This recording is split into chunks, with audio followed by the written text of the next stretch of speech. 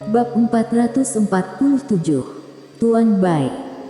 Di depan Mileye, keempat bayangan maya tidak mengambil tindakan, seolah-olah mereka sedang menunggu sesuatu.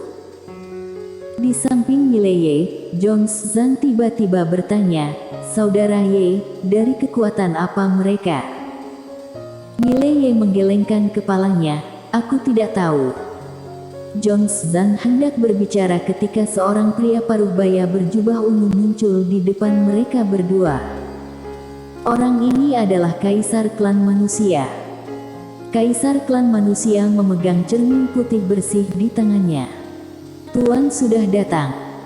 Mileye mengepalkan tangan kanannya perlahan, lalu energi misteri di tubuhnya mulai berjalan pelan. Kaisar Klan Manusia menatap Mileye dan tersenyum kecil. "Harus kukatakan, caramu bersembunyi sungguh luar biasa. Jika tidak meminjam cermin pengamat hati dari Sekte Pengamat Bintang, aku benar-benar tidak akan bisa menemukanmu." Mileye berkata dengan sungguh-sungguh, "Siapa namamu?" Kaisar Klan Manusia tertawa, "Mereka semua suka memanggil aku Kaisar Klan Manusia. Adapun asal-usulnya, aku hanya bisa memberitahu kamu bahwa kami bukan dari Star Territory Weiyang." Setelah mengatakan itu, dia berjalan tidak jauh di depan Mileye, dan berkata lagi, "Mileye, kamu serahkan harta itu, aku akan meninggalkanmu jasad utuh, bagaimana dengan itu?" Mileye tersenyum dan berkata, "Aku pikir kamu akan berkata, serahkan harta itu dan kamu akan membiarkan aku hidup." Kaisar Klan Manusia menggelengkan kepalanya, "Kamu benar-benar super jenius. Orang seperti kamu, jika kamu tumbuh dewasa, itu akan menjadi masalah besar, jadi aku harus mengakhiri masalah di sini." Mileye terdiam, seolah sedang memikirkannya. Kaisar Klan Manusia tiba-tiba menggelengkan kepalanya dan tersenyum, "Apakah kamu ingin menunda waktu?" Pada saat ini, bayangan maya di sampingnya tiba-tiba membisikkan beberapa kata, dan tak lama kemudian Kaisar Klan Manusia menatap Jones Zan di samping Mileye, yang mulia dari kota pengubur langit. Jones Zan mengangguk. Kaisar Klan Manusia tertawa, "Hal ini tidak ada hubungannya dengan Yang Mulia, kamu bisa pergi sekarang." Jones Zan memandang Mileye. Mileye tersenyum dan berkata, "Kak Zan, kamu pergi dulu." Jones Zan terdiam. Mileye tersenyum dan berkata, "Masalah ini adalah masalah pribadi aku. Aku minta maaf telah melibatkanmu. Kamu benar-benar tidak perlu tinggal di sini, karena itu tidak ada artinya." Jones Zan terdiam sejenak, lalu berkata, "Hati-hati." Setelah berbicara, dia berbalik dan menghilang tidak jauh. Mileye menatap Kaisar Klan Manusia. Kaisar Klan Manusia tersenyum, "Lihat, dunia ini sangat realistis." Mileye tersenyum dan berkata, "Aku pikir itu normal. Ini masalah pribadi aku. Mengapa aku harus membiarkan orang lain mati bersama aku?" Kaisar Klan Manusia mengangguk pelan, "Sikapmu baik sekali." Mengatakan itu, bayangan virtual di belakangnya tiba-tiba menghilang, dan detik berikutnya, ruang hampa berlubang di lapangan. Saat bayangan maya menghilang, wajah Mileye berubah, tangan kanannya terkepal erat, dan pedang energi bergagang 5 diam-diam mengembun di depannya. Detik berikutnya, pedang energi bergagang 5 menebas. Bang! Sebuah ledakan terdengar tiba-tiba, dan kemudian, energi 5 pedang itu langsung hancur dan Mileye mundur dengan keras, dan selama proses mundurnya, beberapa bayangan maya diam-diam muncul di sekelilingnya. Bahaya! Pada saat ini, Mileye mencium bau kematian. "Jangan ceroboh." Mileye menginjak kaki kanannya dan langsung mengaktifkan setelan dewa, dan pada saat yang sama, dia menebas dengan pedangnya. Tarik pedang untuk memutuskan hidup dan mati. Dengan satu pedang ditebas, bayangan maya di depannya langsung ditebas hingga mundur ke belakang, tetapi Mileye merasa bahwa beberapa kekuatan kuat menghantamnya. Bang! Mileye terbang terbalik. Pada saat ini, dia merasa seluruh tubuhnya akan retak, dan tepat saat dia akan berhenti, bayangan maya itu muncul di sekelilingnya lagi, dan pegangan hitam tiba-tiba muncul di tangan Mileye. Detik berikutnya, dia menebas secara horizontal dengan pedang, dan cahaya pedang hitam pun bergetar hebat. Tak jauh dari situ, tiba-tiba terdengar suara kaisar klan manusia, "Mundur." Begitu kata itu jatuh, keempat bayangan maya di sekitar Mileye tiba-tiba menghilang, dan ketika muncul kembali, mereka sudah berada di belakang kaisar klan manusia. Pedang Mileye gagal.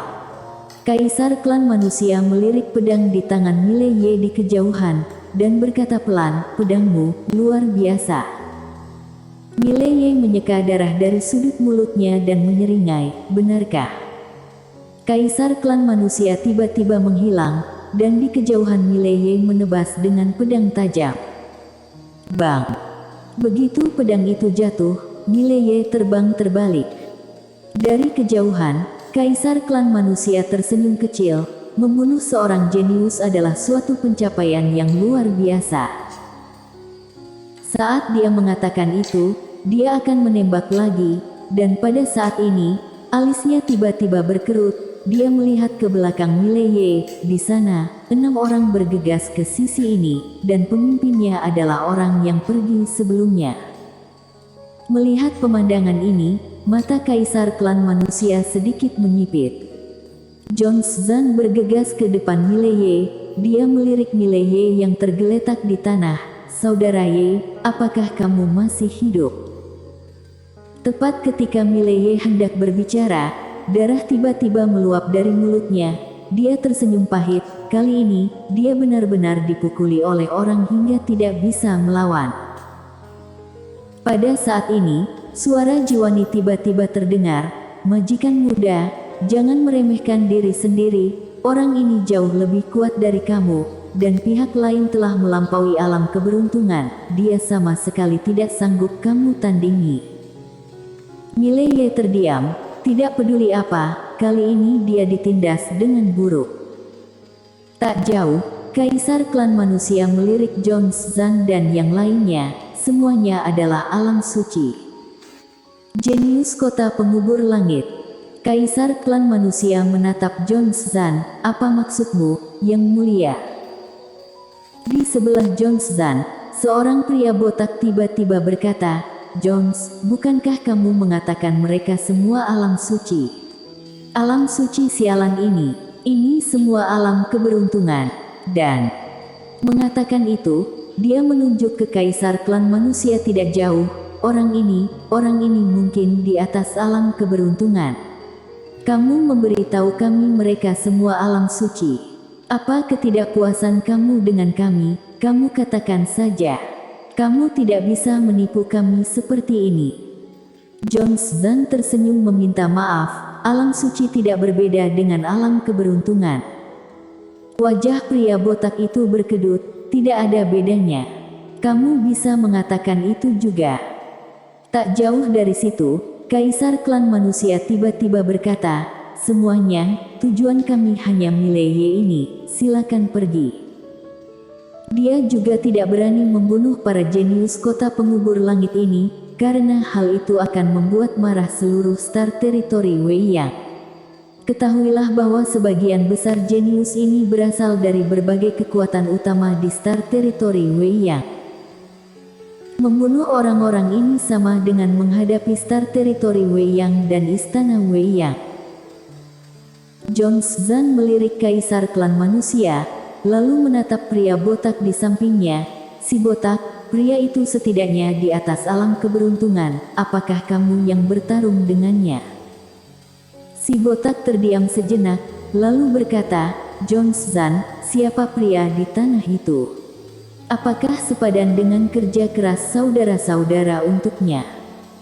Zhan tersenyum pahit, "Aku baru saja bertemu dengannya, namanya Mileye. Aku disergap oleh 3 binatang buas sebelumnya. Dia tidak memilih untuk melarikan diri, tetapi tetap membantu aku, jadi seharusnya tidak ada masalah dalam hal kepribadian. Si botak bertanya dengan suara yang dalam, aku tidak mengenalnya, tetapi karena kamu mengatakan ingin membantunya, maka bantulah. Setelah dia selesai berbicara, dia mengambil langkah maju. Detik berikutnya, penggaris hitam pekat raksasa tiba-tiba muncul di tangannya.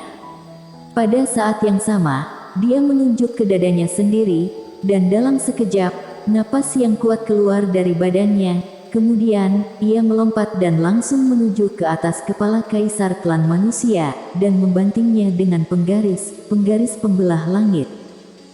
Satu penggaris mendarat, dunia sepertinya terbagi. Di bawah, kaisar klan manusia tanpa ekspresi mengangkat tangan dan melambai. Bang! Si botak mundur 100 meter dalam sekejap, tapi kaisar klan manusia tidak mundur satu langkah pun. Namun, dia memiliki tanda penggaris yang dalam di punggung tangannya. Kaisar klan manusia melirik punggung tangannya, lalu menatap si botak tidak jauh, dan berkata pelan, harus aku katakan, nilai jenius kota pengubur langit cukup tinggi. Suara itu terdengar, dan dia tiba-tiba menghilang. Di kejauhan, ekspresi si botak dan yang lainnya berubah drastis, dan detik berikutnya, mereka berenang terhempas. Mata kaisar klan manusia berangsur-angsur menjadi dingin. Detik berikutnya, telapak tangannya terbentang, lalu dengan lembut ditekan ke depan. Sesaat ruang hampa di depannya terombang-ambing seperti gelombang, sedangkan si botak dan yang lainnya di depannya langsung terhempas ke belakang oleh kekuatan dahsyat ini dan mundur terus. Si botak dan Jones Zan yang berada di depan pun langsung retak tubuhnya dan darah berceceran. Kaisar klan manusia sudah memiliki niat pembunuhan di matanya, dia tidak memilih untuk menahan kekuatannya, dia bergegas menuju si botak, Jones Zan dan yang lainnya. Pada saat ini, suara seruling tiba-tiba datang dari samping. Detik berikutnya, ruang hampa di depan kaisar klan manusia meledak. Kaisar klan manusia berhenti. Dia menoleh, tidak jauh dari kanan. Seorang pria paruh baya berjubah putih berjalan perlahan. Di tangan kanan pria paruh baya itu, memegang sebuah seruling hijau zamrud. Melihat pria paruh baya berjubah putih ini, wajah kaisar klan manusia tiba-tiba masam. Pria paruh baya berjubah putih itu berjalan tidak jauh di depan kaisar klan manusia, melirik kaisar klan manusia dan yang lainnya, pergi. Kaisar klan manusia hendak berbicara ketika bayangan hitam tiba-tiba muncul di belakang kaisar klan manusia dan yang lainnya. Detik berikutnya, dua bayangan kepala mayat terbang keluar. Kolom darah. Kaisar klan manusia menatap pria paruh baya berjubah putih itu, aku kira yang mulia adalah Tuan Bai yang terkenal. Pria paruh baya berjubah putih itu menatap kaisar klan manusia, tidak mau pergi, ya. Suara itu terdengar, dan sesosok bayangan angker tiba-tiba muncul tidak jauh di belakang ketiga kaisar klan manusia. Bayangan itu memegang sabit panjang berwarna merah darah di tangannya. Kaisar klan manusia terdiam sejenak, lalu menatap Mileye yang tergeletak di tanah tidak jauh. Kita akan bertemu lagi. Suara itu terdengar, dia serta dua bayangan maya di belakangnya langsung menghilang. Tuan Bai menoleh untuk melihat si botak dan yang lainnya tidak jauh, denda 3 bulan gaji, dan 1 bulan membersihkan kota. Si botak dan yang lainnya tiba-tiba menjadi pahit. Di samping, Jones Zan berkata dengan lemah, Tuan Bai, apa kesalahan kami? Tuan Bai melirik Jones Zan, Jones menyeringai, aku hanya bertanya saja, tidak masalah jika tidak mengatakannya.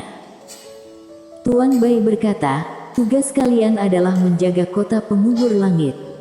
Si botak buru-buru menunjuk Mileye di tanah, dia juga dari kota pengubur langit kita. Tuan Bai melirik Mileye dan berkata pelan, dia belum masuk kota pengubur langit, jadi belum terhitung sekarang. Mengatakan itu, Dia memandang John Zan, apakah kamu tidak puas dengan hukumanku untukmu? John Zan menggelengkan kepalanya cepat, tidak, aku sangat puas, sangat puas. Tuan Bai berkata, setelah dia bangun, biarkan dia pergi ke Istana Emas dan tidak keluar selama sebulan. Setelah berbicara, dia dan bayangan yang tidak jauh dari situ menghilang dengan tenang. Istana Emas. Di lapangan, si botak dan yang lainnya saling memandang dan kemudian menatap Mile Ye di tanah. Di mata mereka, ada belas kasihan dan sedikit bersukacita. Bersambung.